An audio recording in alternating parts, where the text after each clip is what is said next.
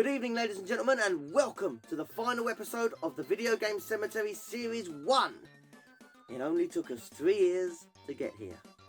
And today we'll be looking at a game I was planning to look at starting from episode 3 of this series. And we're finally getting to it now. Chameleon Twist on the Nintendo 64.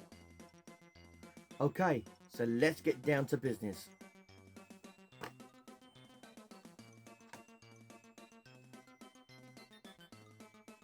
Chameleon Twist is a game exclusive to the Nintendo 64. It was released in 1997 by Sunsoft, but developed by Japan System Supply. It was a platformer and was a very unusual game, definitely unique and unlike any other platformer of its time, and this worked in its favour at the same time as working against it. But I'll go over that a little bit later. It was popular enough to earn itself a sequel, however, Chameleon Twist 2. But that's for another video.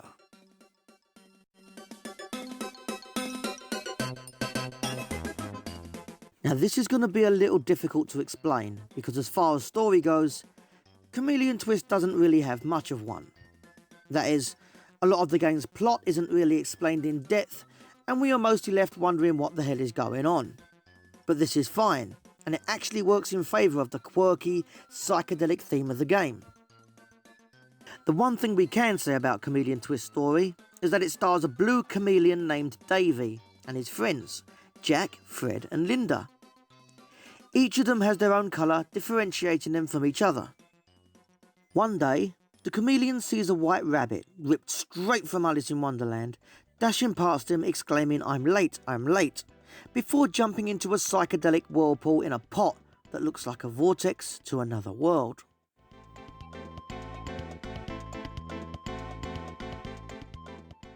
Much like in Alice in Wonderland, the chameleon becomes curious about the rabbit and decides to follow it into the strange vortex, only to find himself in another world and discover that he is no longer in the shape of a chameleon anymore, but has taken on an anthropomorphic, humanoid form.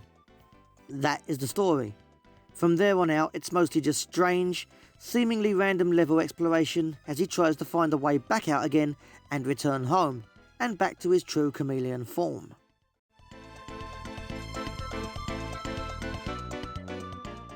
Now I said earlier on that this game was a platformer, and it is, but I also said it was very unique and unlike any other at the time. This is also very true, as the gameplay isn't as simple as just running, jumping and avoiding pit drops. This game has a quirk which seems to be, for the most part, exclusive to Chameleon Twist. Since you are playing as a chameleon, you can utilise your tongue in a manner of different ways. It can be a weapon, it can be a bridge, a ladder or a rope.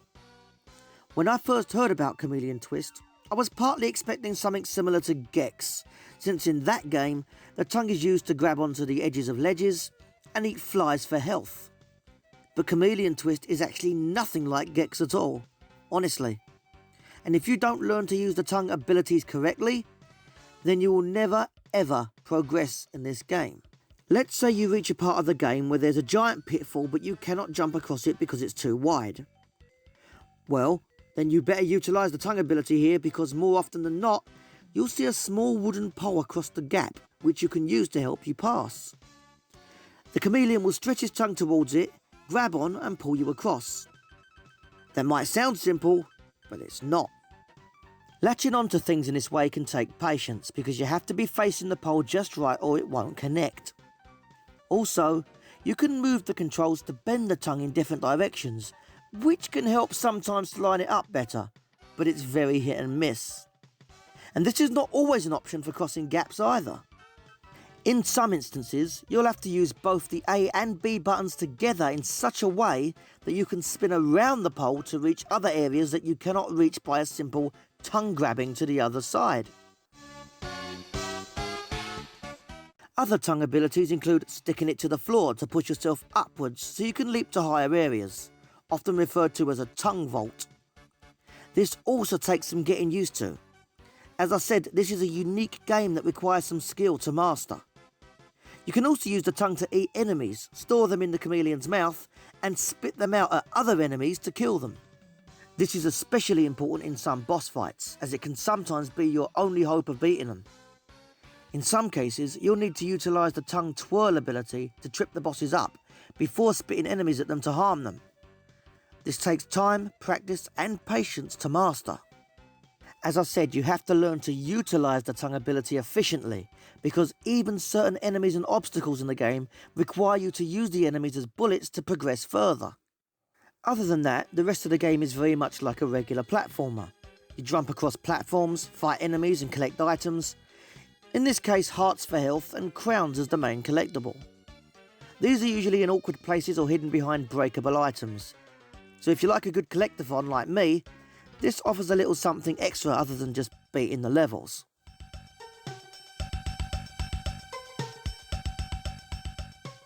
Actually, the graphics in Chameleon Twist, from what I've heard, get a lot of hate. I don't really understand why. For a 1997 platformer, I think they're pretty nice, and it uses some very clever trickery for saving on space and memory. For example, the main characters, the chameleons, are polygonal 3D models which, considering what they are and what time it came out, are pretty decent. They do what they're supposed to, and they look fine in my opinion. The White Rabbit and bosses of the game are the same in that sense. They might not be perfect or groundbreaking, but they do the job and they do it well enough. However, most enemies in the game are not 3D models at all. They are sprites. And while most people would probably find this messy, mismatched and out of place, I have to disagree.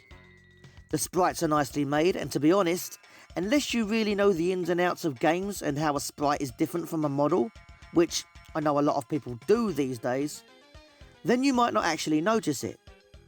Hell, I've read reviews on this game in the past that actually mistakenly call the sprite enemies low polygon models. The textures can be a little bland at times, sure, but they still do the job they're trying to do. You can tell when you're in a cave or in the forest, and I really ain't bothered by the complaints that most people have about that. All in all, considering it was a 1997 3D platformer, it has held up well enough, in my view.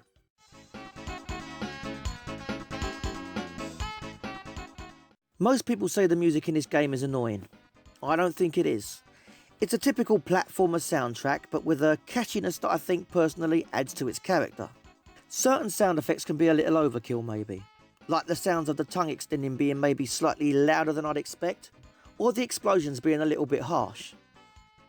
Okay, so the sound in general can be a little over the top, but does it spoil the game for me in any way? No. Does it lose the game points on its overall quality? No. It's just something you either have to get used to or turn the TV down. It's that simple. Plus, the music is something I actually really like, especially some of the boss music. It's got that late 90s, early 3D platform game feel that I've always loved, so yeah, no complaints here from me. A lot of the general sound effects may come across as stock and basic, but like I said about the graphics, if it does its job, and it does it well, then what's the problem? The sound effects are fine. Nothing to write home about, but perfectly fine.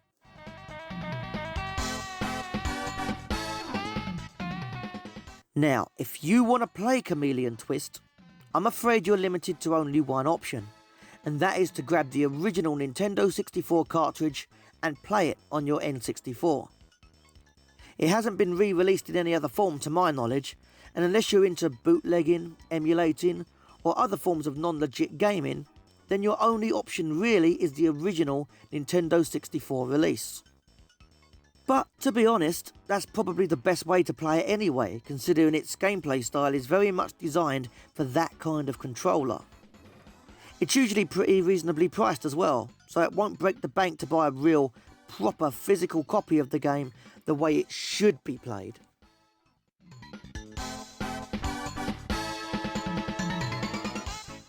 This game is tough. If you don't master all the controls, you're going to find yourself having a frustrating time trying to beat this. That being said, however, this doesn't make the game not fun. Think back to when you got your first ever video game. Did you know how to play it yet? Of course not, but you played it and learned its functions, then you got better at it and so on. Chameleon Twist is the same, though it may take a little longer to some than others due to its unique style. As the game was very experimental for its time, it will seem to put people off trying it because it's like having to learn a new language to a mild extent, because you can't just jump into it like you would Super Mario 64 or Crash Bandicoot, Spyro the Dragon or Donkey Kong 64. You need to spend time with it and learn it properly. Then you can really enjoy it and make progress. It's not for everyone. I personally like it a lot, even though I'm honestly pretty rubbish at it, but a lot of people might find it a little too intimidating at first glance. Don't be put off by that. It is worth spending time with. It's a piece of art in a sense, showcasing unique things that could be done with a genre already fairly well established and offering a new take on what we would expect. Would I recommend it? Yes, to platformer fans who missed out on it. It's difficult for me to recommend it to everyone as much as I'd like to, due to its unusual gameplay style. As I said earlier, the style was so unique that it worked in its favour, but also against it. But the developers deserve applause because no other platformer was doing this, so it really is a work of creativity and psychedelic awesomeness. Now, I would have included a flaws section for this game, showcasing all the things that are a bit frustrating or a little bit difficult, things that maybe are a problem for the game as a whole. But then again, I've already really covered those as the video's gone on. Like, it's hard to get skillful tongue control in the game, and it's hard to aim directions where you're firing your enemies sometimes. Various things like that. I've covered that mostly throughout the game. But overall, and all in all, I personally really like it. And I think that if you haven't played it and you're a platformer fan, then you definitely should. Understandably, like I said, it's very unique to itself. There aren't many games that did this, or any for that matter. And because of its unique, different take on the platforming genre, it may seem a bit intimidating to some. And that's it for today's Video Game Cemetery. Thank you so much for coming by and checking out Chameleon Twist and my last episode of Series 1. Series 2 will be starting next year sometime, and it's going to have a lot of changes. It's going to be a lot more upgraded. Please leave a like, a comment or a subscribe, and please share my video with people that love game reviews or retro gaming or just this game Chameleon Twist in general. It really does help my channel. I really do appreciate it, and it helps me to stay active. Just want to say a special thanks to Brian, who does my channel art and has done so for the whole year. He requested this video back when I was filming episode 3, and I've finally gotten around to it at the end of the year, at the end of the series. So please support him and his artwork. Here he is, this is his Twitter. Please visit him, check him out, and support him. Really good artist, really good artist. Merry Christmas to all, Happy New Year to all, and I'll see you all in 2020. Peace out.